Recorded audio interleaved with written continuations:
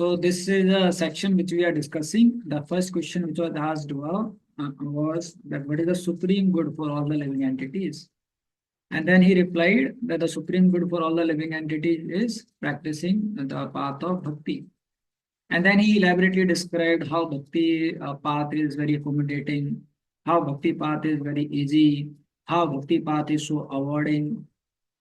And then he questions about the different levels of devotees. Then he speaks about Kanistha, Madhyama, and Uttama in brief. And then he elaborates Uttamadhikari, the symptoms of Uttamadhikari, the qualities of Uttamadhikari. Then he talks about the nature of illusory energy of the Lord. And there he elaborately describes how creation happens, how the elements are created, and then how subtle body and the gross body. And then the fourth question he asked that how can a conditioned soul like me can come out of this material existence? So then this particular discussion which we are having. So initially he talks about the main traps of a living entity. So he talks about the trap of sexual attraction, and he talks about the trap of being entangled with the wealth. And then he talks about the solution, Tasmad Guru Prapadyeta, that one has to go and take shelter of the spiritual master. And then who can go and take shelter of the spiritual master? For that, one need to develop certain qualities. But then further, we see that he is talking and describing the various qualities which are required on the part of a disciple to surrender to a spiritual master. So in the same series, now we are discussing the text number 24. Socham tapasati cha mohanam swadhyayam arjavam brahmacharyam ahimsam cha samatvam dvanda samjayo. He's telling to serve the spiritual master, the disciple must learn cleanness, austerity, tolerance, silence, study of the Vedic knowledge, simplicity, celibacy, non-violence, and equanimity in the face of material dualities such as heat and cold, happiness and distress. So we already had discussion about cleanness, austerity, tolerance, silence, study of Vedic knowledge. And we have to start from simplicity.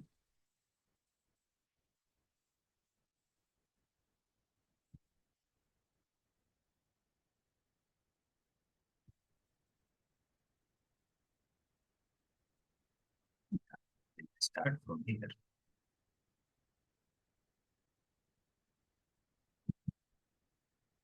So the word Arjavam indicates simplicity or straightforwardness. According to Srila Sridhar Swami, Swachhatam or clarity, transparency is a synonym for straightforwardness. Unless one is pure in consciousness, he'll adopt many crooked means. So here we see that this quality of simplicity is also synonym to straightforwardness. And you will see, Bhakti Sanskriti Thakuri says that one of the very first quality of being a Vaishnava is saralta, having a simplicity. So in simple terms, what simplicity means? Not having any crookedness. Like His Holiness Gaur Swami Maharaj gives example.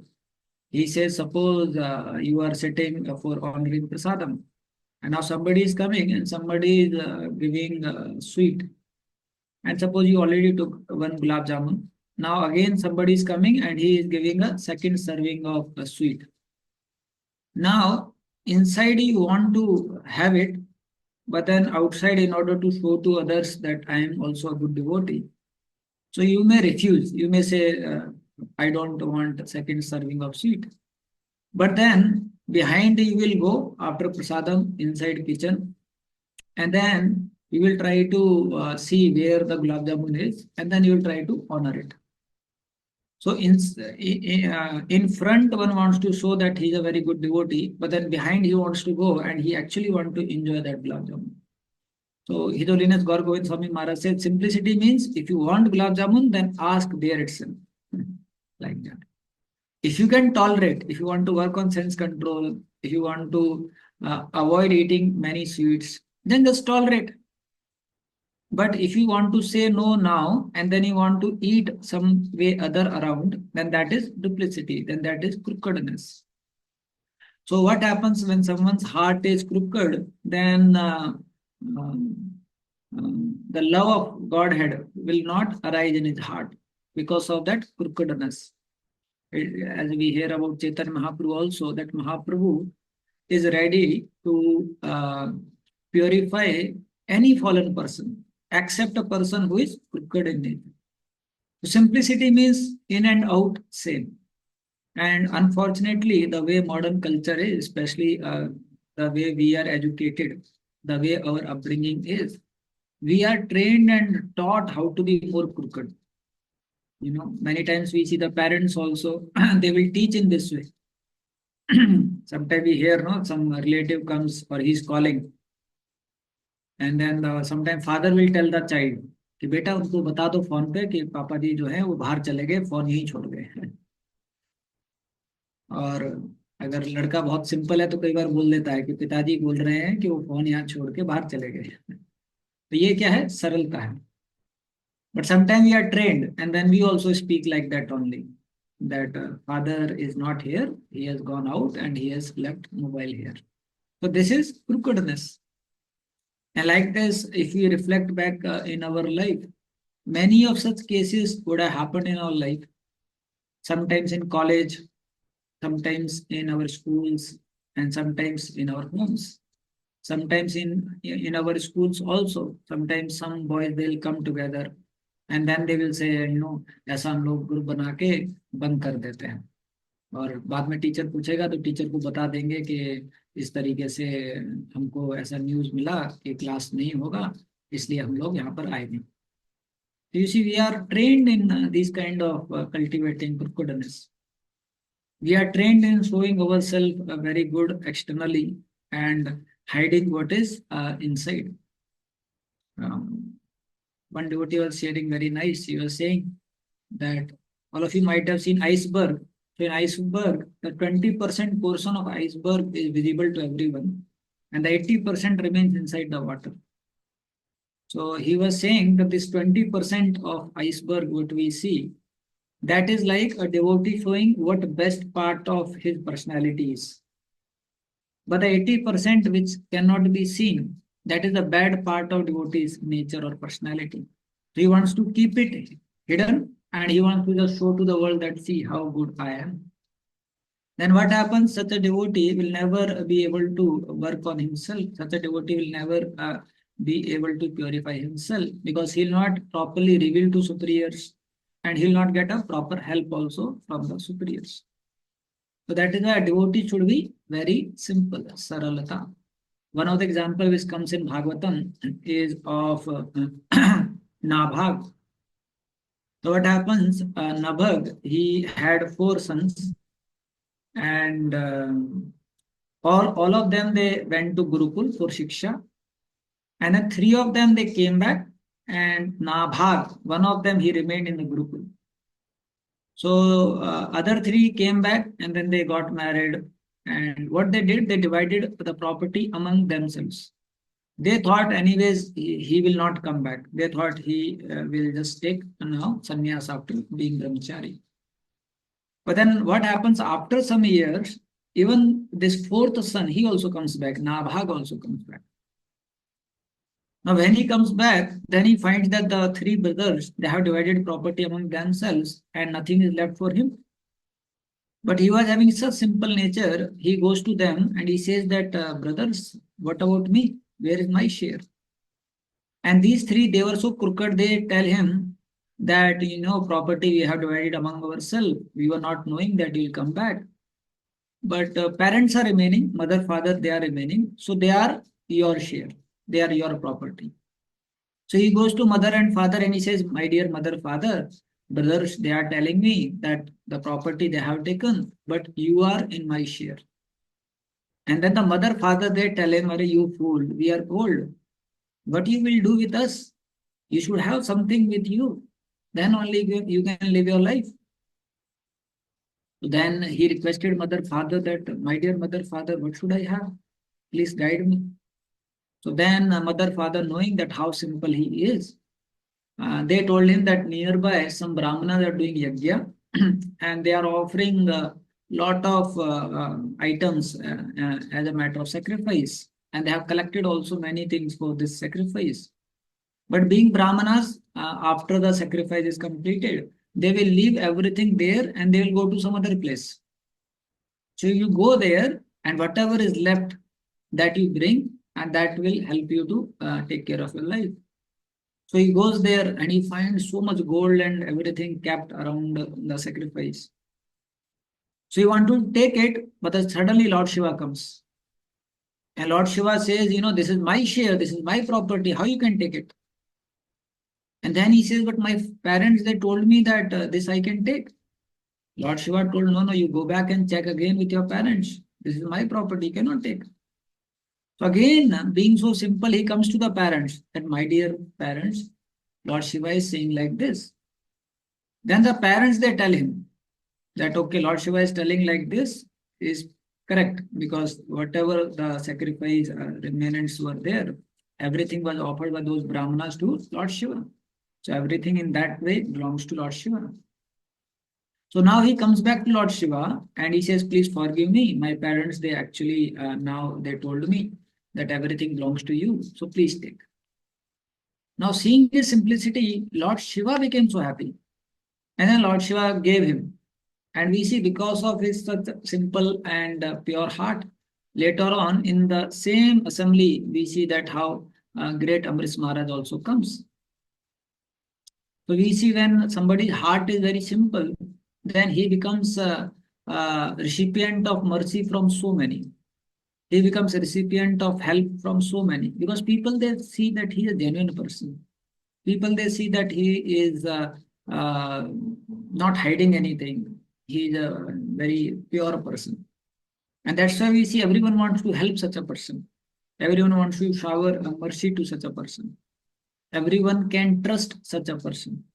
But whereas when someone's heart is very crooked, then they have a lot of difficulty in their spiritual life, in their relationships, in their journey ahead.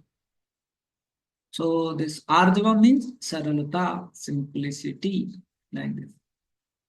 Straightforwardness does not indicate that one should insult others in the name of honesty. This also is very important line. Many times what happens, there are some devotees, they are very straightforward. And they are very straightforward in commenting on others, in speaking harsh to others. But being straightforwardness does not mean that we can be like this. This straightforwardness or simplicity is more in terms of keeping our heart very simple in presenting oneself very transparently. But this does not mean that we can just speak anything about anyone, no. We have to be very sensitive. We have to see that it does not hurt them. But at the same time, straightforwardness means we are not speaking something with some agenda in the background. Straightforwardness means we are trying to speak for his welfare. We are trying to speak what will help him.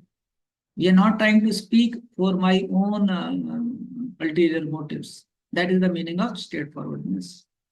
Like suppose somebody comes and somebody is asking something, like when Ravana was consulting all the ministers, and then all the ministers, they were speaking in favor of Ravana, and only one minister, that was Vibhishan. He was saying, Ravana, they all are fooling you. They are giving you wrong advice, and you are also so much egoistic that you are considering their wrong advice as a good advice. I am saying you, please return Mother Sita, otherwise you, along with your entire empire, will be demolished. But then still Ravana, he could not hear good advice given by Vibhishan, and he was more happy with the advice given by other ministers. And why other ministers were giving this kind of advice? Because they were knowing that if he speak anything against, then he'll not be happy. And our duty is to keep him happy. If he is happy, then we are happy. So for that purpose, they would say like this. Whatever Ravana would give a suggestion, they would say yes, yes, yes, yes, like that. So that is not the nature of being straightforward.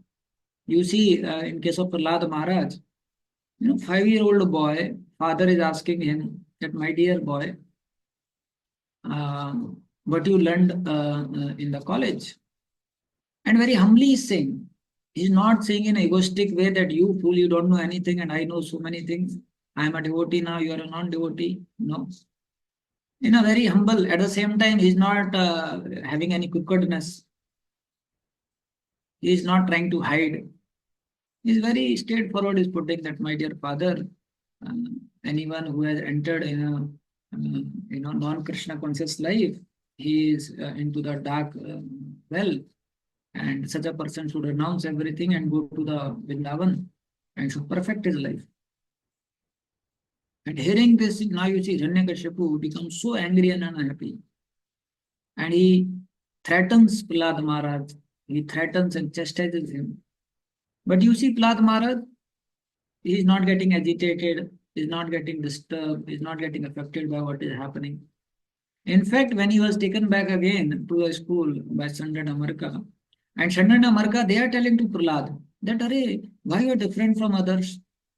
Don't you see other boys, how they are so excited about sense enjoyment?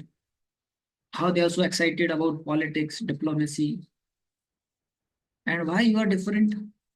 Then Prahlad Maharaj was trying to teach to them also. That what is this you are teaching us to make some people as friends, some people as enemy? What you are teaching us to have these differences? So, but then Sandan Amarka, they again chastised Prahlad Maharaj. Now Prahlad Maharaj understood that they will not hear me. So then he remained quiet. Now, whatever they would teach in the school, whatever classes they would take, he would remain quiet. And he would externally show them also like this. Now, one may feel, array, then this is also crookedness, because actually he's not putting attention to what they are saying, but then externally he's showing them that I am hearing what you are saying. So why? Because their level is not so much that they can appreciate the transparent or the straightforward if Prahlad Maharaj speaks or if Prahlad Maharaj behaves. Sometimes happens like a father and a son, and child is very small, and child is asking something, and father knows that at this level he cannot understand this. So then father may speak something which may be half truth or which may be different from what he is asking. So this does not mean that father is crooked. Father, knowing the level of a boy, is revealing the truth which he can understand. So that does not come in the crookedness, but this crookedness means with some ulterior motives one is trying to hide, or one is trying to show oneself as very good and is trying to cover up certain things, or one is trying to exploit someone in some way, and for that purpose he is showing crookedness. So this kind of quality actually pollutes the heart. This kind of quality generates negativity in the heart, and then that heart cannot cultivate love for the Lord. So in our heart we should be very simple. We see Rup Goswami, Sanatan Goswami, they were knowing diplomacy, they were knowing politics, but when they became devotees, they never practiced those things which they knew in the assembly of devotees or with devotees. Because with devotees, we have to have a simple heart. With devotees, we should have a very straightforwardness like that. And we have seen, you'll find those who are very nicely making progress, genuine devotees. So you'll find this quality in them that they are very straightforward. They don't present themselves as very special like that, and they try to speak or they try to act for genuine welfare of others, not for some selfish interest. So this arjavam or simplicity has lot to do with our internal attitude. So when our internal attitude is very pure, that I don't want to show something else, I don't want to be something else, to take something from others. I want to be what I am, and I want to grow as a servant of the Supreme Lord. So that is the meaning of Saralata. One should speak humble truth. So this was Arjavam. Then he's saying next quality, the word brahmacharyam or celibacy. This indicates either renouncing completely the association of women or following strictly the Vedic principles of household life, which regulate sex life for the purpose of procreating saintly children. So, this again you will find in the modern culture so much propaganda, or so much it is glamorized, the attraction between male and female. And this also we see from our childhood. We have seen our superiors um, getting into this male and female attraction. From our childhood, we have seen people around talking about this male and female attraction. From childhood, we have seen movies, we have read novels, we have seen in the environment how people are for this male and female attraction. And for most of the people who are not devotees, this is their aspiration, this is their goal, and they don't feel that there is anything bad in this, because in a modern culture, so much it is being promoted like that. It is in fact being seen as something very special. There are movies made on somebody falling into love with each other. There are monuments made showing that how these two guys were so much in love with each other, and as a memory, some monument is made also. So we see that when someone is brought up in such an environment, and by nature also, a living entity has a gross desire to enjoy. And that gross desire to enjoy, to some extent, a living entity um, wants to experience through this male and female attraction. Srila Prabhupada also says that how in the material world, a living entity is trapped because of this sexual attraction, Maithun Agar. So among all the desires to enjoy, this is one desire which keeps a living entity being hooked to the material world. This is a knot which keeps the living entity hooked to the material world. And this is prevalent in all species. And you can see this in all species. Sometimes you find a he dog chasing behind a sea dog. Sometimes on the streets you may see a bull going behind the cow. Everywhere, practically wherever we can understand, you will see that this sexual attraction, this desire to enjoy by exploiting the body of others is quite prominent, quite visible. So when we are brought up in such environment, when we got all these kinds of inputs, and in all our lives till now, we would have done this kind of enjoyment. So naturally, the samskar within and the external output which you have received in this matter is so huge that naturally it is very natural for anyone to have these kind of thoughts. Like Srila Prabhupada says that every person, when he turns maturity, he gets this attraction, um, opposite sex attraction, like this. But when we come to spiritual life, then first time we get to hear, Arey, this is not good. And we have to restrain this tendency. We have to purify this tendency. So when we come in the fold of spiritual life, then we understand. And many times, unfortunately, we see some boys or devotees before coming and becoming devotees. Sometimes they may fall into these traps to greater extent also. But whatever it is, when we come to spiritual life, then we understand it is anartha, lust.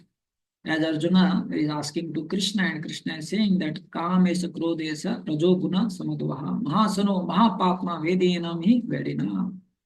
Now you see, when Krishna is describing lust, he is giving this definition. When we see the world around, when they describe lust, then they give such a flowery understanding that boy is there, girl is there, they come together, and movies after movies are made on this. How they are leaving parents, they are running, and then they are getting married. How so much drama is going on to express love for each other, and that is being seen as something very high. Most of the movies are on this, and most of the people want to see this kind of stuff. But when we see Krishna and what Krishna is saying, Mahasunu, Mahapapna, very enemy, very now. This is your enemy number one, and this is your eternal enemy. Life after life, life after life, this enemy is troubling you. So after we come in full of spiritual life, then we understand, and now we have to restrict. So brahmacharyam or celibacy means those who are into renounced order of life. They completely try to avoid association with women. And there are 8 levels of association of women, which is mentioned that one is talking about them, one is thinking about them, one is trying to have desire to enjoy with them, and actually having enjoyment with them. So for those who are trying to be in a renounced order of life, they should try to cut off even at level of thought also. Thoughts will come. Srila Prabhupada says, even Yamunacharya says that when sexual thought comes to me, I curve my lips and spit at it. But point is, thoughts are coming at his level also. In one letter, Prabhupada writes that even someone becomes a very great soul, still thoughts may come, but then he does not get attracted to those thoughts. In a conditioned stage, what happens? We start enjoying that thought because somehow or other mind has such a strong understanding that there is a lot of happiness by this. But as we progress, as we understand, as we read scriptures, then we understand that there is nothing in this.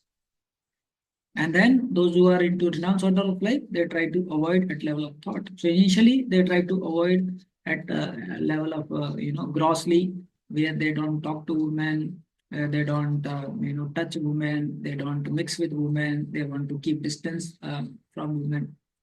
And then they go more into shuttle, where they want to avoid even mental thoughts. Because if mental thoughts are there, then naturally subtle body is enjoying. Although now gross body has a restraint, so he may be a brahmachari at gross level, and he may be not so good brahmachari at subtle level. So then from gross, he has to work on subtle level, where he has to avoid. And the day mind understands this for that particular living entity, that there is no happiness in this sexual attraction, then even if thought comes, then it will be very easy for that person to not allow his mind to increase that thought or to ponder more on that thought. But till then, it is a hard struggle. But then one has to do, because that is the price he has to pay to cut down the knots and to be not bound in the material world. And those who are taking into householder life, for them there is a license given to have sexual life. But for that also there are many restrictions which are mentioned, and purpose of that also is to bring out a Krishna conscious child and to understand and then become free from this sexual attraction. So even those who are grastas, they are known, they are also called as a brahmachari grasta. Those who are using sexual attraction only for procreating devotee children, and otherwise they are trying to avoid and restrict themselves like that. So one has to take care of this. And those who are very fortunate, they only will not have this attraction if they have done this kind of restraint in their previous life. If they were yogis, or if they were kind of some babas, or somehow other they had some experience in the previous life that they restrained from sexual life, then in this life they'll not have any attraction for sex or women. Like we have this one devotee who is a brother of Samir Prabhu. So somehow other he got married. Parents they pushed him to get married, and he had some mental problems. But he does not have any interest in marriage life. And then we were wondering what is happening or not. So then we had consulted one astrologer that why he's like this. So then the astrologer told him that as per his chart, he has no attraction for sex and women. So there's very rare soul like this who have done something in the past and they may be like this now. But point is, whichever ashram one goes, he has to restrain sex life. And our whole varnashrama is centered around restricting sex life and giving sex life. You see, as brahmachari, one is not allowed. Only for a grasta, it is allowed. That also for procreating. Then one takes to vanprasth, then he has to come out of grasta life. And he has to perform severe tapasya as a vanaprasthi. Why? Because he had indulged in certain way of life. So now in order to purify himself of those samskaras, he has to perform lot of extreme austerities. If you read in Srimad Bhagavatam 7th canto, then you'll find such extreme austerities are mentioned for vanaprastha. And then he takes to sannyas. So as brahmachari, as vanaprastha and as sannyasi, association with women is restricted and not allowed. Only as a grasta is allowed, like this. So we see the whole center and purpose of the Vedic culture is that how one can purify himself of this and one can restrain oneself from sexual attraction. Nowadays, you see, because this kind of training is not given, and that is why we see one cannot have good character unless one is not having this kind of training to restrain oneself. And that's why we see people, they are, not very good in their character. So many divorces are happening. Why? Because most of the time, the center of marriage life is not taking responsibility of each other, but the center of marriage life is sexual attraction. I was surprised. This, there was one devotee, his sister got married, and then the person gave divorce. So I just asked the devotee that, why divorce happened? So then the devotee was saying, this devotee is a brahmachari, that person is saying he could not get sexual satisfaction from this girl. I was so surprised that people now they have marriage for this purpose. So basically, it is a prostitution only. They want one prostitute with them and to enjoy sexual life. So in our case, we are very fortunate that we are getting this understanding from the Vedic scriptures. And you will see that how much one has to suffer, especially if one gets into illicit affairs, any relationship outside marriage. That is why we avoid even in devotee circle. If some boy had some connection with some Mataji, and if he has to marry, then it is best advised that that boy should marry to the respective Mataji. And if because of some reason that Mataji is married to someone else or the relationship got broke, then he can marry some other girl and then stick to that woman only, because it is highly sinful to have any relationship outside marriage. And within relationship also, he has to see that he work on this particular quality where he does not get succumb more to lust. He has to purify himself. So like that, we see that so much importance is given to brahmacharya, celibacy. Vedic culture, actually, everything was very natural. Now everything has become very artificial and very difficult. We see in village culture, uh, all the ladies, they would stay inside, all the gents, they would stay outside. And most of you who have some experience of village culture, you will see those who become grandparents, hardly they have any kind of, sensual attraction or connection with each other. I saw my grandfather, grandmother, they hardly had any, relationship. Grandmother, she was happy inside. Grandfather would always remain outside only. Like that. Same way I saw my Nani, she, when old, she developed a lot of taste for holy name.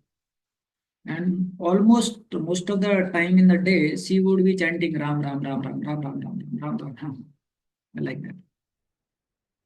Even in household life in villages, not now, previously, we see that they were not having so much free mixing. because so many wives of so many brothers would stay together, and all the brothers they had to stay out, and it was a joint family culture. And there was a time in the Vedic time, houses were not having doors also. It's not that you can lock and do something inside. No. Our old house, which we have in village, is very old. Is in like remote corner of the village. So it does not have any doors only. It's very old. My grandfather's grandfather had made that house. So you see, our Vedic culture was designed in such a way that there is less scope for free mixing. But now we see, unfortunately, how this culture is very prominent. So we have to protect ourselves, although culture is like that, environment is like that. Then it is ahimsa. So ahimsa indicates one should not commit violence against any living entity. Srila Prabhupada gives another definition of ahimsa in some places, that not preaching is also himsa, because we are allowing people to be slaughtered by the material energy.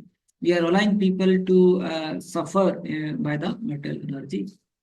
So in a spirit, the meaning of ahimsa is that not committing any sin, or not committing any violence, or not hurting any living entity in any other way. And more deeper meaning is not allowing any living entity to suffer in any way. So here this meaning is given, that ahimsa means to not commit violence against any living entity. So you will find this verse there, Gunadikam Udam Lipsit, when Nadamuni is saying to Dhruv Maharaj that a person should know how to respect and serve those who are superiors, how to befriend those who are equals, and how to be compassionate or merciful to those who are juniors. So you'll find this verse talks about this. So there are two things which are of prime importance for a living entity. One is how he relates with God. Second is how he relates with other living entities. And the more he relates with God, the more better he can relate with other living entities. The more better he can relate with other living entities, the more better he can relate with God. So both are connected to each other, and both are most important aspect for a living entity. That's why when Jiva Goswami says that how attentive chanting and attentive dealings. And in that verse, in the end, what is mentioned is, if anyone knows the art of dealing with others at all these three levels, then he will not suffer from threefold miseries. That means, in a deeper sense, we get these threefold miseries because somewhere or other we are not treating other living entities properly.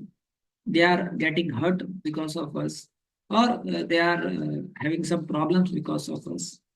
So you see, in a deeper sense, not able to properly relate with these living entities give rise to three ta: Adi Bhautik, Adi Devik, Adhyatmik.